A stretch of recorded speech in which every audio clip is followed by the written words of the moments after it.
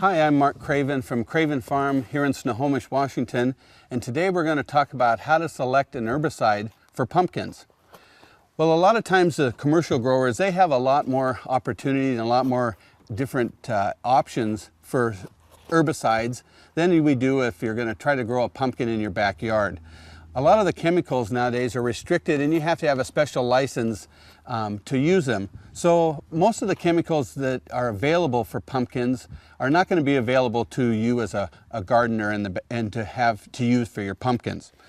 So what I do, and what a lot of the commercial guys will even do, is we use like a Roundup ready spray. Go to your farm store and you can find that's all mixed up in a bottle and ready to spray. And what you would do is you take your pumpkin plant and basically take something to cover it. And you just spray all around the cover, just like this. And that'll get the weeds, but it won't have any contact with your pumpkin, because you don't want to get any on that because you don't want to kill it. Then you can take your cover off and you're fine. Here we have another plant that's in our mulch and our paper cover.